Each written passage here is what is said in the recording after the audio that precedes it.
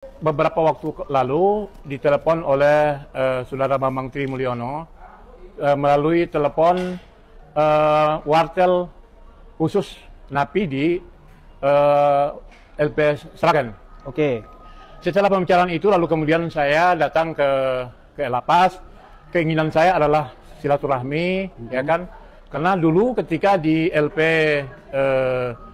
Surakarta itu saya dengan teman-teman juga pernah bertemu dengan Saudara Bambang Tri dan Gus Nur pada waktu itu. Nah, sayangnya, sangat disayangkan, saya tidak bisa jumpa langsung. Saya tidak jumpa langsung dan bisa berbicara dari hati ke hati, berdiskusi panjang dengan Saudara Bambang Tri, yang mana kasus ijazah palsu ini yang semakin merebak sampai hari ini. Nah, lalu kemudian ketika ketemu dengan petugas lapas, ya kan, waktu itu adalah Saudara David, tetapi petugas lapas itu tidak mengizinkan saya untuk bisa bertemu dengan alasan harus didampingi dengan keluarganya. Lalu kemudian setelah itu saya menyampaikan telepon kepada Saudara Bambang Tri di lapas bahwa saya setelah ketemu dengan Saudara David sebagai petugas lapas bisa bertemu dengan Bambang asalkan didampingi oleh keluarganya. Lalu kemudian dia beri nomor abangnya, kakaknya, yakni Saudara Bambang Sadono. Nah, lalu Bambang Sadono saya berkomunikasi, tetapi Bambang Sadono seolah-olah dia tanya ngapain, untuk apa katanya. Padahal saya jelas saya adalah kawan dekatnya dan tentunya kan ingin silaturahmi. Untuk apa katanya itu loh. Intinya Bambang Sadono sebagai abangnya Bambang Tri itu tidak mengizinkan saya untuk bisa bisa bertemu dengan Saudara Bambang Tri di lapas. Saya kira itu. Oke, yang kedua, Bang Muslim, kalau boleh tahu sekarang Pak Bambang Tri ini posisinya ada di mana dan apakah Pak Muslim tahu kondisinya seperti apa yang terakhir? Nah, kalau melihat pembicaraan bertelepon dan juga melalui video call, saya lihat kondisi Bambang Tri dalam keadaan sehat, ya kan? Cuman memang dia meminta supaya kita memberikan bantuan. Ya tentunya ya apa saja bisa bantuan, ya bagaimana sih orang menderita dalam penjara itu. Tetapi yang menjadi pertanyaan sekarang ini adalah kenapa putusan untuk Gus Nur dan Bambang Tri itu sama. Nah, dan menjalani penahanan pun sama, 2/3 masa penahanan. Tetapi Gus Nur sudah bisa bebas, sudah bisa keluar. Bersyarat. Nah, dan sedangkan Bambang Tri sampai hari ini masih masih tetap di lapas Sragen. Nah, saya bertanya kepada petugas lapas pada waktu itu. Saya tanya, katanya mereka sedang mengajukan usulan ke pusat, ya kan? Tetapi menjadi persoalan sekarang, ini seolah-olah tidak ada keadilan di situ, ya kan? Tidak ada keadilan terhadap Gus Nur dan Bambang Tri yang mana kasusnya kan sama saja itu kan. Betul. Nah itu. Nah jadi saya bertanya kepada Presiden Prabowo, ya kan? Loh, ini dua anak bangsa yang mencari keadilan, ya kan, bertanya tentang persoalan jasa palsu ini. Dan kemudian hukuman itu pun menurut saya tidak adil, ya kan? Kenapa? Pada putusan negeri Solo itu kan menghukum 6 tahun, tetapi ketika banding di Semarang menjadi 4 tahun, ya kan? Lalu itu pada fase yang dituduhkan itu adalah berita hoax. Itu tidak terbukti. Buktinya jasa Jokowi tidak muncul aslinya. Lalu kemudian dituduh menyebarkan kebencian. Bagaimana kebencian orang sekarang ini makin ramai kok? Jadi menurut saya putusan ingkrah baik di Mahkamah Agung ya yang mengatakan ingkrah sehingga mereka menjalani penahanan itu menurut saya juga sangat tidak adil, ya kan? Jadi negara harus bertanggung jawab. Presiden Prabowo harus memperhentikan. Masa orang bertanya saja harus dikriminalisasi di penjara? Saya kira itu yang paling penting. Dan saya minta supaya Presiden Prabowo memerintahkan kepada Menteri Hukum dan HAM memerintahkan agar segera Bambang Tri dilepaskan sebagaimana Saudara Gus Nur. Oke, Bang, kalau boleh tahu, apakah menurut Abang ini ada dugaan dalam tanda kutip karena ijazah Pak Jokowi sedang bergulir viral, apakah ini ada upaya untuk semacam menyembunyikan Bambang Tri agar tidak semakin meluas lagi isu ini?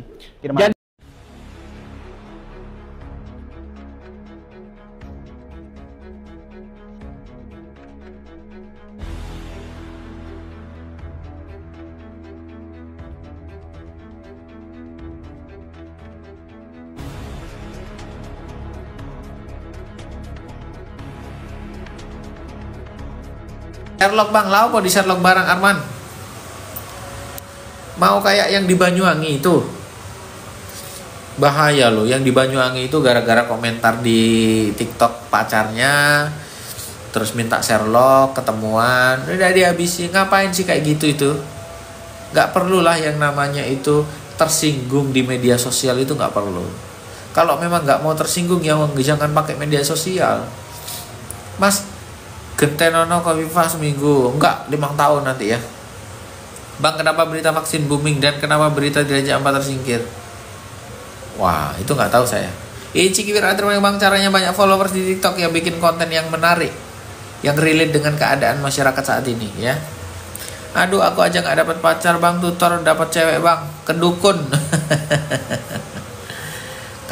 kedukun.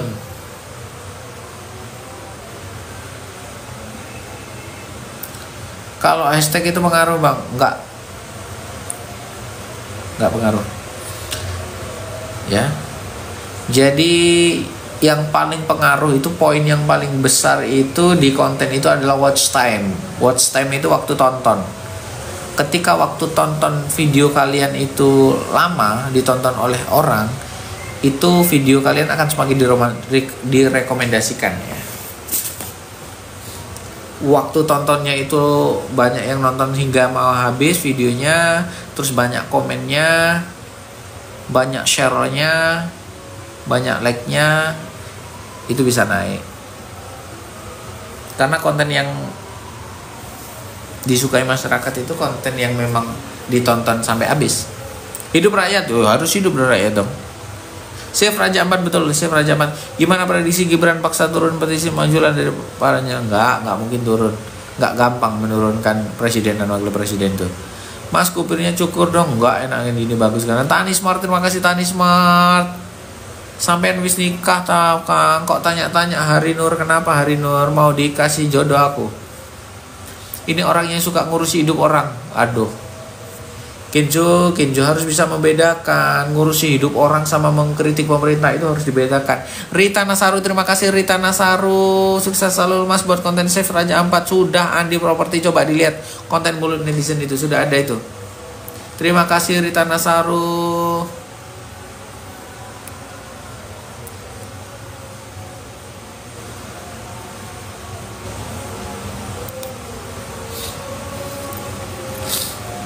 Batam hadir Mas, terima kasih Om Chef dari Batam ya. Coba nanti tak cek ya Mas, kalau sudah. Tapi besok juga mau bikin lagi tetap. Yang tadi sudah, yang besok ini mau bikin lagi. Probolinggo hadir ya, terima kasih Probolinggo ya. Terima kasih, salam ya Mas dari Mojokerto, terima kasih Andi Properti dari Mojokerto, selalu. It's pingin, terima kasih It's pingin ya. Apa berita terbaru Om Raja Ampat? Demak Ade, terima kasih. Kalimantan Ade, terima kasih. Sahabat-sahabatku semua, yuk yang mau kasih gift, silahkan, saya tunggu sebelum saya selesai. Silahkan yang mau kasih gift, silahkan, saya tunggu sebelum saya mengsudahi live ini yuk. Sebenarnya tujuan utama saya bukan gift, tapi kalau dikasih gift saya mau. Karena lumayan ya kan, bisa buat beli paketan. Mas, mandi dulu biar nggak ngantuk. Waduh, bahaya kalau mandi jam sekarang ini. Mbak En kok nipu, Mbak En, nggak boleh gitu lah Mbak En. Terima kasih Aldi, terima kasih Guyu Mukas lo, kas di Kasolo. Chef Raja Ngawi ngawur ya.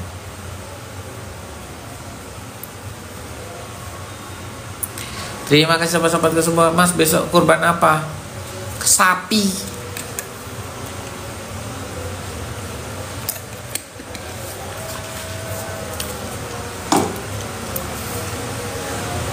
Terima kasih kepada sahabat-sahabat semua. Yuk ditunggu yang mau kasih gift, silakan, yang mau kasih gift silakan, yang mau kasih gift ditunggu ya sebelum saya tutup tokonya.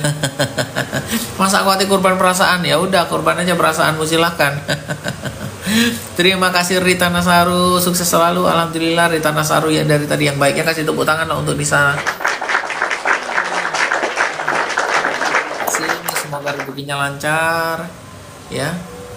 Semoga banyak uangnya, banyak rezekinya, dilipat gandakan oleh Allah Subhanahu wa taala. Amin amin ya rabbal alamin. Terima kasih. Semoga sehat, sukses selalu dan keluarganya juga ya. Amin amin amin. Yang penting kamu sehat, amin amin amin. Lumayan dapat daging sapi buat nyate besok. Kalau nyate ya daging kambing lah, enak lah. Kak udah lihat berita Raja Ampat belum? Terima kasih kepada sahabat-sahabat semua yang sudah bantu tap-tap layar ya. Terima kasih yang sudah bantu tap-tap layar. Saya doakan rezekinya lancar. Terima kasih kepada sahabat-sahabatku semua yang sudah kasih gift. Gift yang diberikan adalah reward bagi saya, dukungan bagi saya, support bagi saya. Dan terima kasih juga yang sudah mau stay di room live saya. Saya doakan diberikan kesehatan, keselamatan, panjang umur, murah rezeki. Amin ya rabbal alamin. Terima kasih sahabat-sahabatku semua. Saya mau pamit undur diri, berjumpa lagi besok malam ya. Terima kasih karena ini sudah malam. Mau tidur, besok mau sholat Idul Adha ya, biar gak ngantuk. Terima kasih sahabat-sahabatku semua. Saya pamit undur diri. Assalamualaikum warahmatullahi wabarakatuh. Kasih tepuk tangan.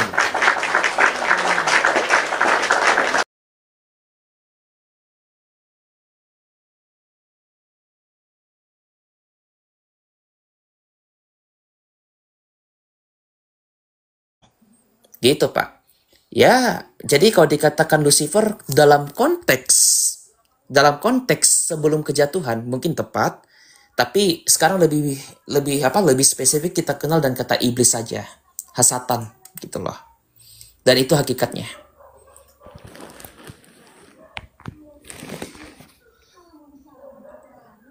Silakan, Pak. Iya. Cukup. Oke. Nggak nonton videonya teman-teman sampai akhir, jadi Aku bingung ya dengan kawan-kawan muslim ini. Mereka apa-apa suka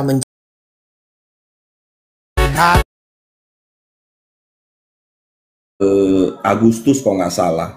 Tan Malaka keluar setelah Agustus, September di sejarah. Tidak ada urusan sama musuh, Tan Malaka di penjara kok. Gimana? Jadi gini Pak, Tan Malaka ditembak sama tentara kita. Itu mah hak pendapat gitu. Jadi Ya, terima kasih Mas Gibran. Yuk, untuk Teh Lia, silakan Teh Lia. Iya, selamat malam semuanya. Selamat malam Teh Lia. Iya, mungkin semua kita punya hak untuk berpendapat ya di sini. Baik pendapat itu yang sifatnya semuanya pasti tujuannya pendapat itu baik ya. Karena semua juga berhak untuk mengungkapkan pendapat. Tapi di setiap kebijakan itu yang diambil Pak Gubernur, mungkin ada pro dan kontra. Itu udah biasa ya. Di dalam suatu kebijakan apapun pasti ada pro dan kontra. Ada yang menilai dari sisi positif, ada yang menilai dari sisi negatif. Nah, perbedaan itu bukan menjadikan suatu ajang untuk siapa yang menang, siapa yang kalah menurut saya ya. Di sini kita sama semua warga Jawa Barat. Jadi jika ada suatu permasalahan, kita diselesaikan dengan secara baik gitu kan. Dari sisi hukumnya yang dilaporkan itu dia punya hak untuk melaporkan kalau memang dia ada kejanggalan gitu kan selama di dalam barak militer. Tapi mungkin ada juga yang hasil dari barak militer itu ada nilai positifnya. Di situ kita perlu menimbang kebijakan mana, karena mungkin yang namanya kebijakan itu tujuannya baik ya, tujuannya baik untuk mendidik mental, terutama mendidik mental anak. Kalau toh ada sedikit keganjilan memang perlu kita luruskan ya, perlu kita benahi supaya menjadi benar. Bukan yang salah itu terus kita dipersalahkan, menurut pendapat saya gitu kan. Yang salah kita benahi, di mana salahnya itu. Mungkin menurut saya pendapat saya seperti itu Pak. Siap Teh Lia, terima kasih untuk narasinya. Silakan yang mau menanggapi siapa? Silakan. Dari teman-teman, dari Kang Ade.